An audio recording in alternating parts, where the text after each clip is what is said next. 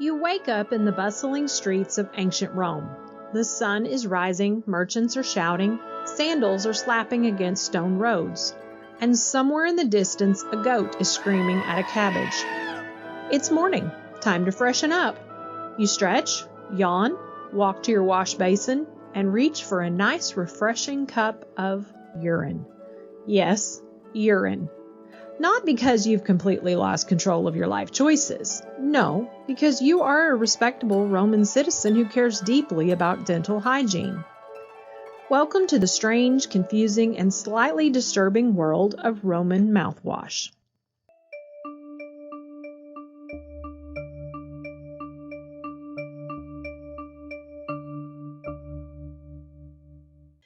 Now, before you run screaming into the nearest aqueduct, let's understand what's going on here. Romans were actually obsessed with cleanliness. Public baths were everywhere. People bathed, scraped, oiled, and polished themselves like human marble statues. They had perfumes, cosmetics, hair products, and elaborate grooming routines. But when it came to brushing their teeth, things got a little weird. Roman writers like Catullus even joked about it in poetry. In one poem, he basically insults someone by saying their teeth are so white it's obvious they must rinse their mouth with urine, which, in Roman terms, was not entirely an insult. It was more like saying, "Wow, nice teeth, but we know your secret." You see, urine contains a chemical called urea. When urea breaks down, it produces ammonia. And ammonia is actually very good at cleaning things. Even today, ammonia is used in household cleaners. So, from a purely scientific standpoint, Roman mouthwash was weirdly logical. But logic only takes you so far when the product in question is, well, pee. Now here's where things get even stranger. Romans didn't just use any urine. Oh no. Like fine wine, urine apparently had quality levels. The most prized mouthwash urine came from Hispania. Yes, imported Spanish pee. Roman traders would literally ship jars of it across the empire. Imagine being that merchant. Good morning. I bring olives, spices, silks, and 20 jars of premium Iberian urine. And the customer nods thoughtfully. Ah yes, the 62 AD vintage. Excellent year. But why was there so much urine lying around to begin with? Because Romans collected it. Public urinals existed throughout Roman cities. Large clay containers sat on street corners so people could, shall we say, donate to science. Workers would then gather the contents and sell them to businesses. And this brings us to one of history's most ridiculous taxes. Under the Emperor Vespasian, urine became taxable. Yes, the Roman government literally taxed pee. When Vespasian's son complained that the tax was disgusting, the emperor supposedly held up a coin and asked if it smelled. When the son said no, Vespasian replied with the legendary phrase, "Money does not stink." Which is impressive logic from a man whose economy was partially powered by human bladder output.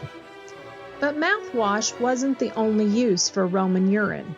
Laundry workers called fullers used it to clean clothes. Ammonia helped break down grease and stains. The process involved stomping on garments in vats of urine. Picture a giant Roman laundromat where several citizens are happily dancing barefoot in a barrel of pee while discussing politics. Did you hear about the Senate vote yesterday? No, I haven't heard, but I've been kind of busy working overtime lately, Been ankle deep in someone's breakfast. And if you think this sounds horrible, you're absolutely right. But compared to some ancient hygiene practices, it wasn't even the worst. Romans brushed their teeth using powders made from crushed bones, oyster shells, ash, and pumice stone.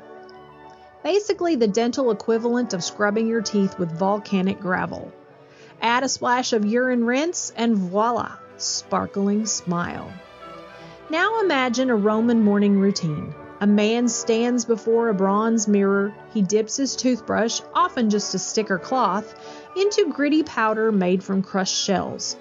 He scrubs, he grimaces, then he takes a refreshing swig of fermented Spanish pea and swishes thoughtfully. Perhaps he even comments on the flavor notes.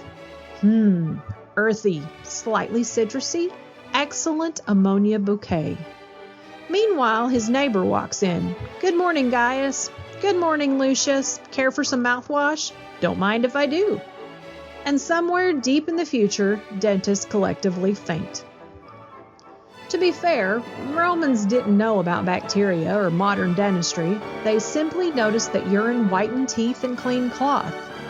And in a world without toothpaste, sometimes you work with what you've got. Even if what you've got came from someone else's kidneys. Thankfully, humanity eventually developed better solutions.